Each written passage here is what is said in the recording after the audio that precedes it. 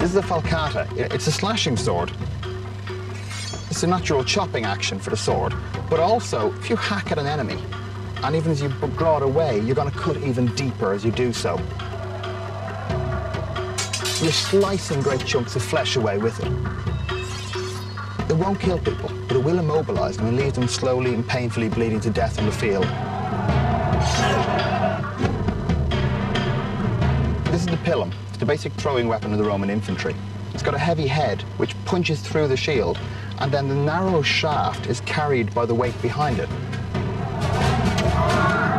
Even if the shield held this far away from the body, it's capable of going through the shield and carrying on to actually kill the man behind. It can actually transfix the shield onto his body. So the shield itself is useless as a defense against it. These people aren't being killed with neat little bullet holes, even relatively neat kind of stab wounds from spears. They're being hacked down by thick, broad-bladed swords. People are even having limbs removed. You've got innumerable mutilated corpses lying on the battlefield, and all of them just pouring their blood out onto the ground. Even if the average person or horse lost, 2 pints of blood on that ground, that's 100,000 pints of blood spilt onto the soil of Cannae. Cannae remains one of the bloodiest battles ever fought. It's estimated that Rome lost more than 50,000 men, the largest loss of life in any single day, before or since. Even today, military historians and a lot of professional soldiers are still fascinated, almost obsessed by the Battle of Cannae. And it's held up as the example of the most complete tactical victory. They'll talk in terms of perfect double envelopment and all this sort of thing. So complete was this victory that Hannibal's tactics are still taught in military academies, more than 2,000 years later. And in the First Gulf War in 1991, Hannibal's tactics at Cannae were employed by the UN commander, General Stormer Norman Schwarzkopf. I learned many things from the study of the Battle of Cannae that I applied to Desert Storm. So you can see basically what our problem was at that time. We were outnumbered as a minimum 3-2 as far as troops were concerned. We were outnumbered as far as tanks were concerned, and we had to come up with some way to make up the difference. We used a little misdirection, and we allowed the Iraqis to think that we were going to do something that we weren't going to do, and they bought it. Like Hannibal, Schwarzkopf had his enemy focus its attention in one place while he enveloped and surrounded them. We really used economy of force, just as Hannibal did. We used economy of force to fix the enemy, fix the strength of the enemy, keep them focused in one area, while we went ahead and used maneuver to get around behind them and on their flanks. At the same time, we launched the 1st Armored Division, the 3rd Armored Division, and because of our deception plan and the way it worked, we didn't even have to worry about a barrier. We just went right around the enemy and were behind him in no time at all. The 7th Corps came in and attacked in this direction. The 24th Infantry Division made an unbelievable move all the way across into the Tigris and Euphrates Valley, the only avenue of egress left because we continued to make sure that the bridges stayed down. So there was no way out.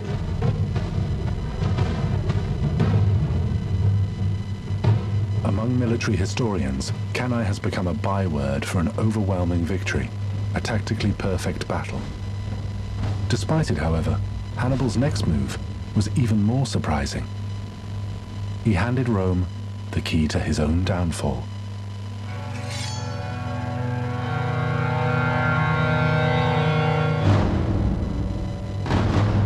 After the Battle of Cannae, Hannibal had accomplished more than anyone could have imagined.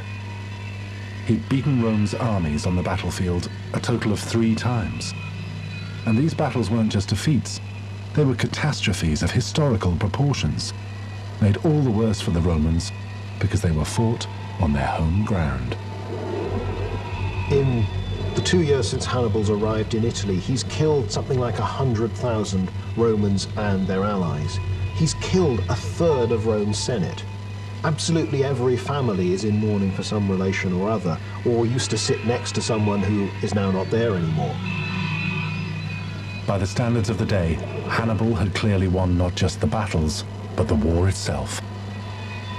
Hannibal has won the war as he understands it, and he clearly expects the Romans to admit defeat, to roll over, say, right, fair enough, you've beaten us, and begin peace negotiations and accept whatever terms he, the victor, chooses to impose on them.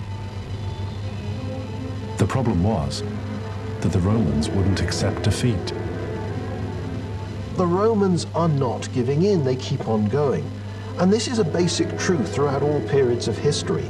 You only really win a war when your enemy concedes defeat. By refusing to surrender, Rome had in essence thrown away the old rule book. He's just inflicted these appalling defeats on the Romans, the sort of things that would have broken the back of any other kingdom or nation around at the time. They would have rolled over, given in, and said, right, it's a fair cop, gov, we're beaten. It's over. Hannibal had completely misjudged the mindset of the Romans. This was his critical mistake. The Romans are fighting a life or death struggle. That's how they see things. That's how they think. It's a completely different mindset to Hannibal. It's something he never really understands. As far as the Romans are concerned, there can only be one winner from this struggle. Either Rome herself will cease to exist, or Carthage will. This was a new way to think. This was the Roman way.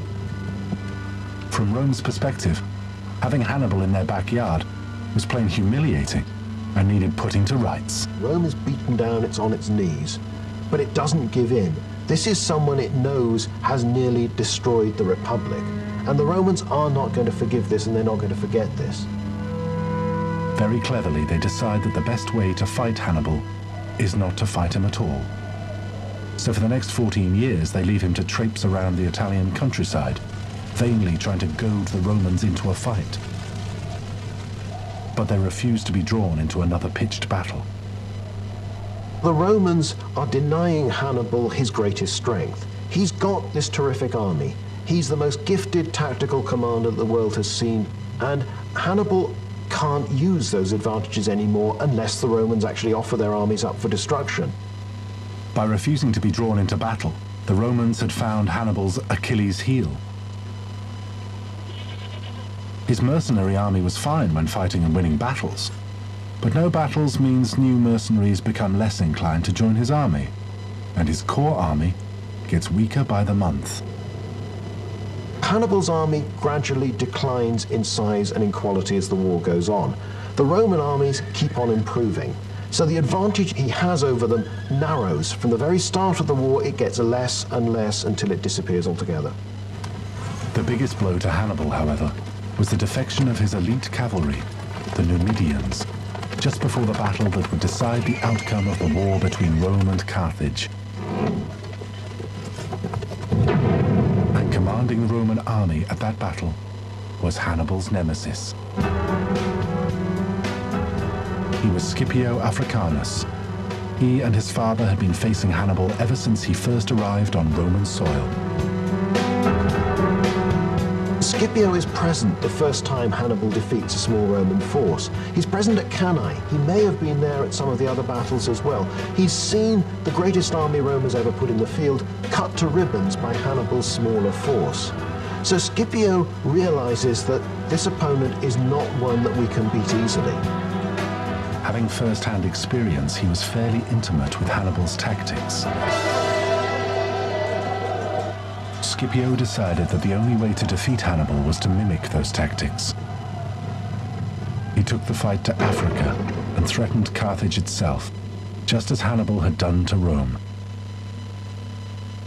Hannibal was recalled from Italy to defend his home city. 16 years after Hannibal started the war, he and Scipio faced each other on the plains of Zama. Scipio does exactly what Hannibal has been doing to a long succession of Roman generals. And when Scipio comes up against the other Carthaginians, he outwits them and defeats them with almost disdainful ease, in the same sort of way that Hannibal had done things to the Romans in the early years of his campaigns in Italy. So Scipio is very ready for the confrontation with Hannibal. He's learnt from the master, and then it's just a question of whether or not he can actually beat Hannibal himself. But he's got the talent to do it, he's also got the army to do it. At the Battle of Zama, Hannibal's army lined up with a fresh supply of some 80 war elephants. in front of his massed infantry and cavalry. Hannibal charged his elephants in an attempt to break the Roman lines. And it's now that he learns about the weakness of his terror weapon firsthand. Scipio has trained his army to deal with elephants in a very effective way. So Scipio at Zama gets his men to open lanes in the ranks of the army, so that the elephants simply go for the least line of resistance. They head through the gaps and head off behind the Roman army, and there they're killed, disposed of, or just get lost on their own. Worse still, some of his elephants became a liability as they turned and charged Hannibal's own men, causing mass panic. Then, using one of Hannibal's own trademark tactics, Scipio's cavalry, having driven off Hannibal's own cavalry, returned to attack Hannibal from the rear.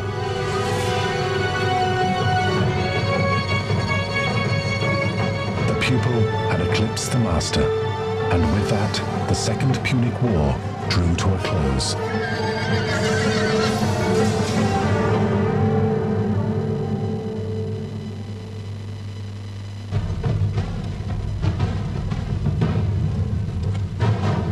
The bitter twist to Hannibal's story is that although he set out to defeat Rome, the threat he posed forced her to become bigger, better, and badder than ever before. Hannibal had created a monster, a Rome bent on destruction, and a Rome who wouldn't easily forgive or forget what Hannibal had almost done.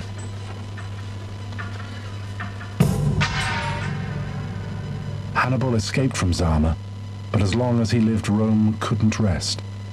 Eventually, rather than die at the hands of the Romans, he committed suicide 19 years later.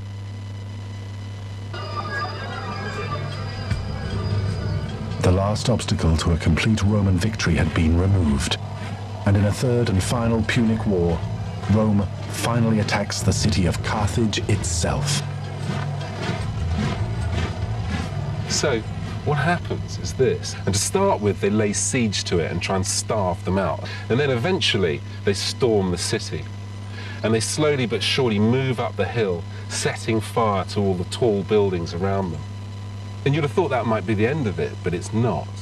Because then what the Romans do is very carefully, basically destroy the citadel itself.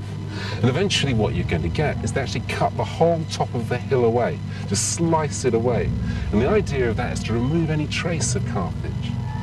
You know, to actually consign Carthage to oblivion. And what that's about is it teaches everybody else what the worst case scenario is. That could be you. And once you've done it, then nobody ever forgets. Rome at last is really ready to become the sort of Mediterranean superpower.